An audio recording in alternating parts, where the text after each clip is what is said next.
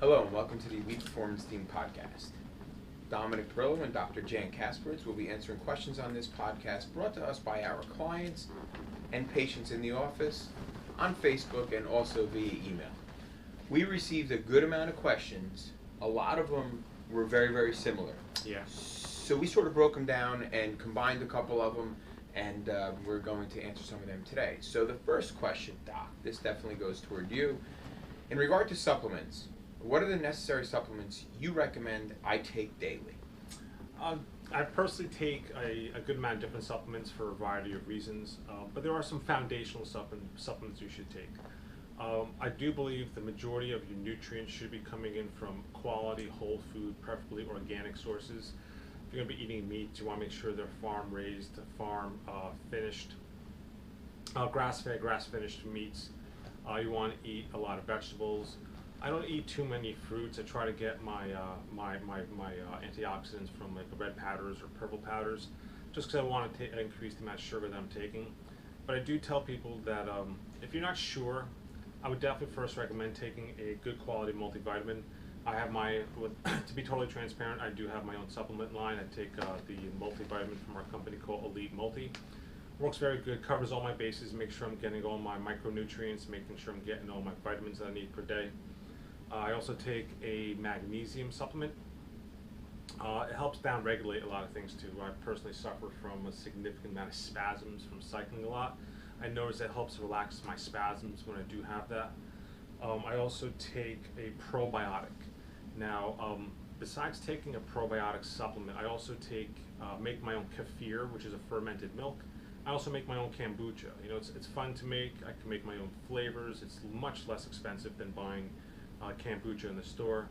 I get a lot of my probiotics from that, but I also take a probiotic from our nutrition company called Elite Biotics, and it's got a wide diversity of probiotics in there. A lot of people tell me they take yogurt. That's how they get their probiotics, and I'm like, it usually has like 2 or 3 strains. Do you want to get a probiotic which has a lot of diversity, a lot of different types of strains of bacteria in there? The more strains you have, the more good strains you have, the more competition against the bad strains of bacteria which could be in your gut. I also recommend taking omega-3 supplement as well. I know a lot of people take omega-3s from fish oil. I prefer taking omega-3s from krill oil. I just find that they work more efficiently the way that they attack free radicals.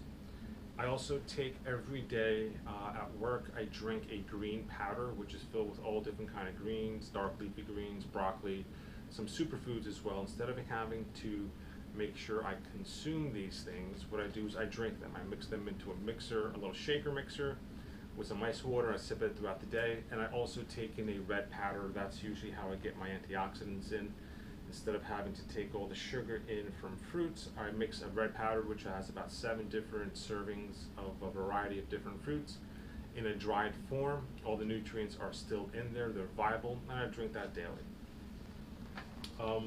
Dom, one question that we had repeatedly from our patients, and even some of the trainers that we work with, what do you recommend people eat prior to their workout? This question pops up a ton. So let me just start with, in my opinion, what you absolutely should not. I have never seen a pre-workout that, for lack of a better word, was clean. They're loaded with stuff and caffeines, and they disguise those with different words. I personally, coffee is my that's my pre-workout. It's always my it's coffee. The supplement pre-workouts, for the most part, are what I would say unclean, but probably unhealthy, and what they're loaded with, the sugars and stuff like that. So personally, what I recommend to anybody who works out early morning or later on morning, early afternoon, go fasted. You're going to, at that point in your day, probably have depleted yourself of glycogen storage, so you've used up all your carbohydrates for energy, and at that point, your body's tapping into fat storage. So if you work out, regardless of your workout, and I've heard people say this, if they, I could run fasted, but I can't lift fasted. I don't know. I do it repeatedly, and sometimes I don't work out till 12 o'clock, and I'm completely fasted, maybe up at 5 o'clock in the morning, and I'm working out at 12 o'clock, and I'm perfectly fine. Again, simply coffee, and I do take amino acids. That's pretty much what I do. I do the same thing in the morning. I drink some coffee. I usually do espresso, and then I put in beta hydroxybutyrate, which is an exogenous ketone. Make sure I'm in that ketogenic state. But the same thing, I'll take in I think 5, maybe 6 essential amino acids before and then afterwards as well, keep my calorie intake low. And I agree. I don't recommend people eat food prior to their training sessions. I mean, we have clients here who, I mean, they have a bagel before they do a 5K. A bagel with peanut butter, and Sure. sometimes they add a piece of fruit with that. Sure. It's a lot. So that's a lot. I mean, your body can't even digest that prior to your event. So Right. it may take some getting used to. So maybe you shouldn't go completely fast in the beginning, but you should definitely be reducing the amount of food you're eating prior to your workouts. Right, ease into it. And the other thing that, to be completely transparent, I do take ashwagandha prior, like literally right before I work out. Sure. And that's basically what I do. And again, ease into it. Absolutely ease into it. Next question definitely toward you here, Doc, is I have heard a lot of information about creatine. Should I be taking creatine? Will it make me bloated? And how much creatine should I use? That's a great question. The cool thing about creatine, it's the most researched supplement in the history of all supplements. And it's come a long way. There used to be this idea of you have to do a loading phase, and then you have to make sure that you're mixing it with some type of sweet beverage as well. So the product that I use is a buffered creatine product. Again, full transparency, I have my own supplement company, and we use a thing called Elite Creatine, which is buffered. And this way it doesn't give you any kind of bloat or agitation to your stomach as well. In regards to dosage, how much you should take, the scooper inside is about 9 grams, I believe. And what I've read and what I found to be most effective for myself is a 10-gram serving per day. But that's not 10 grams at one shot. So in the morning, prior to my exercise workout that I do in the morning, like around 5:30, I'll get a shaker cup, and at room temperature water, I'll put in a half a scoop, which is about 5 grams of creatine, and then I'll take another 5 grams later in the day as well. Now the cool thing about creatine, what it actually does, because a lot of people are unaware of what it does, they think that it just volumizes your muscle with fluid. What it actually does, it helps increase your ATP production in 2 places. It does that in your muscles, but also does it in your brain. So about 95% of the creatine that's absorbed through your body, through digestion, what it does, it actually creates more ATP or fuel for your cells in your muscles. And the other 5% also goes to your brain to create more fuel for your brain. So it's also like a neuro enhancement, brain boosting supplement as well. So creatine across the board, I recommend everybody take it. I have some clients of mine who are post-concussion. Definitely recommend that they take it as well. So if you want a brain boost, but also you want to get some more strength and energy, I would definitely recommend creatine. Hey Doc, real quick. So because I'm very in tune with my body, right? I'm constantly training events, so on and so forth. In this past summer, I started to use creatine and only added creatine. It was the only supplement I added at that point. 2 things I noticed. One, I noticed a bit of a performance enhancement.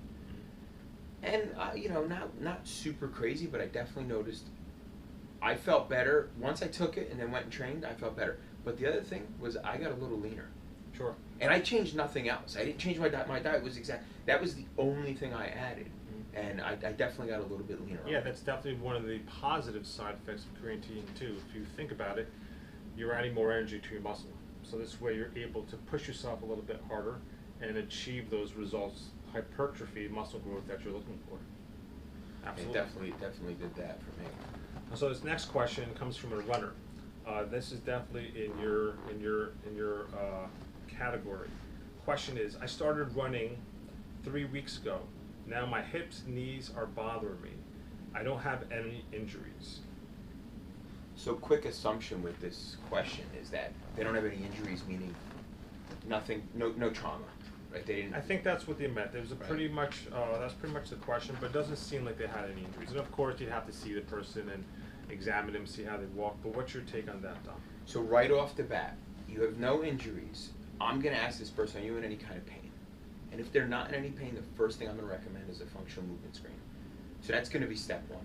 I want to see how you move. Are you lacking here? Are you lacking stability here? Can you not do this movement?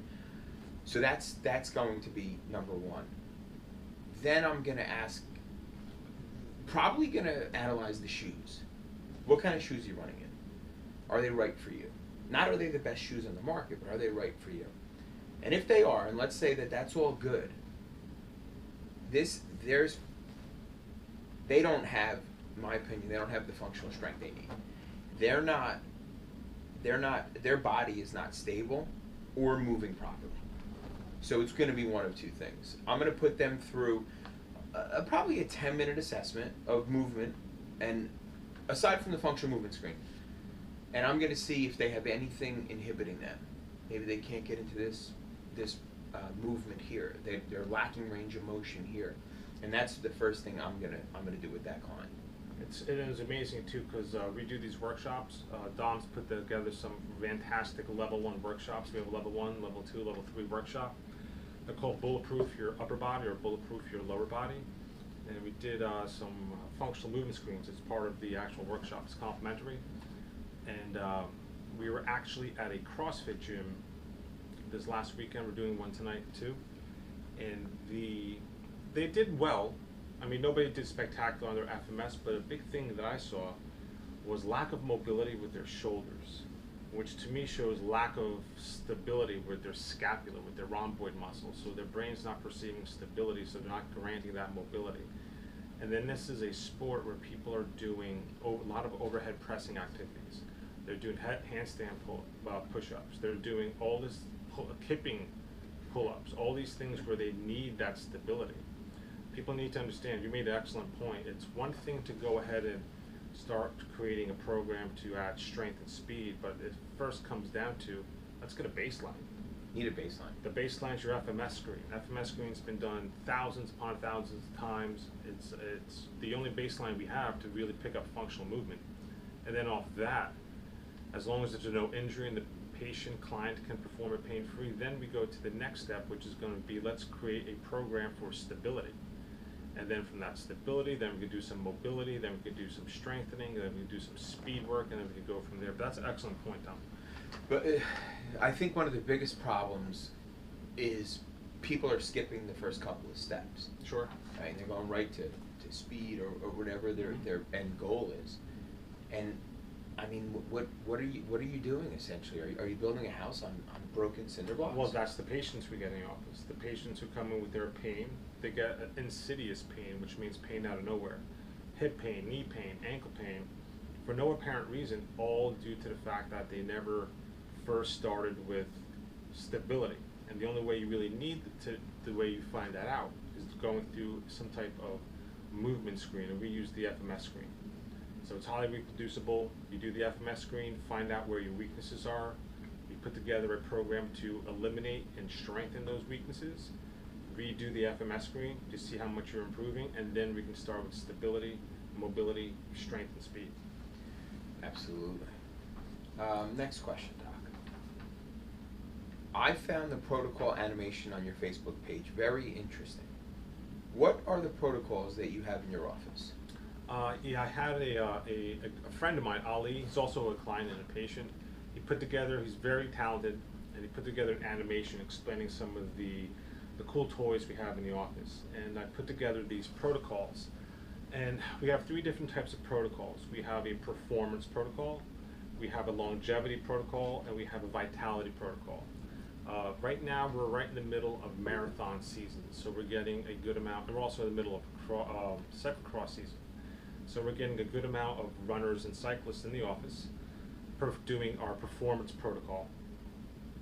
The protocols, they all utilize the same technology, but they're different protocols, at different times, at different repetitions, different intensities. So, for example, for our performance protocol, everybody starts off, come in the office, we put them on a PMF mat, pulse electric magnetic field mat, for about 8 minutes. The beautiful thing about this, it creates a magnetic field around your body which will thin the membranes of your cells. By doing this, it allows inflammation toxins to exit the cell and allows nutrients to move into the cell. Then what we do is we move them over to a power plate. It's a whole body vibration plate. We do various stretches to stretch fascial planes, but also to get the lymphatic system going as well, get the blood going. So we do some various stretching, we do some squats on there as well. We do a lot of stretching on the posterior chain of fascia in the back. And then we move over to the final part of the performance protocol, which is the LiveO2. The LiveO2, I have you on a bicycle, just a stationary bike, and you have this mask on you. And the room we're in right now, we're breathing in about 20% oxygen. The machine that the LiveO2 is, it makes two types of oxygen. It makes 10% of oxygen, which is the equivalent to about 12,000 feet elevation. And then it also makes 80% oxygen, which is super oxygenated air. So we'll have you ride on a bike for about 5 minutes, just at your regular pace, and then breathing in 80% oxygen. So you're breathing in super saturated oxygen. And then for 5 minutes after that, we have you do intervals. And I'm talking about balls to the wall as hard as you could possibly ride. Some of the clients, when they're doing these intervals, we have to close the door because they get loud. And that's the concept. What we're doing is the first 15 seconds of your interval, you're going to be breathing in 10% oxygen, creating an oxygen deficit, starving your red blood cells of oxygen. They want oxygen. After 15 seconds, I hit a switch, you breathe in 80% oxygen. Now your bodies and tissues are getting fully saturated with oxygen. And then we do that for 30 seconds. And then at the next 30 seconds, we bring your heart rate back down, nice casual cycling for 30 seconds, and then we're going to do that 5 times.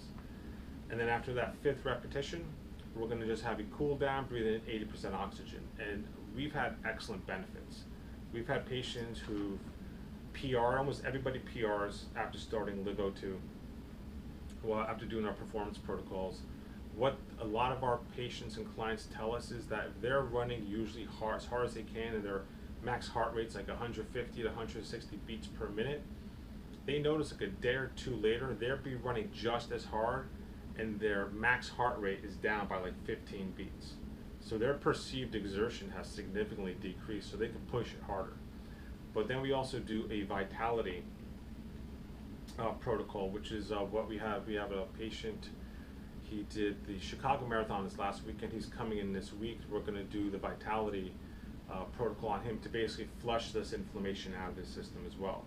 So the vitality protocol, we use the PMF map, we use the vibration plate, we also use LiveO2, but we don't go intense on the LiveO2. We just basically have them pedal lightly, and this way we're trying to flush the inflammation out. We're also using that on patients with post-concussion issues as well. And then we have our longevity protocol, which does the PMF map, also does the vibration plate. We also use the LiveO2, but we also add another thing called the V-Light, which is this apparatus, which there's a nasal probe. There's also this cap that you wear with these different infrared diodes on that basically flash different parts of your brain with infrared light. There's 2 types of mechanisms that are at work. The first one is the alpha module, which is really good for brain inflammation, really good for people with concussion issues. So we use that for them. And then there's another module called the gamma, which is good for people with histories of dementia, Parkinson's, or Alzheimer's. It's been shown to help reduce the amount of amyloid plaquing, which is the reason why you get Alzheimer's. Even if you're having issues with sleeping or if you have insomnia, using the vitality or longevity protocol will significantly let you sleep better. Very good. Thanks, Doc.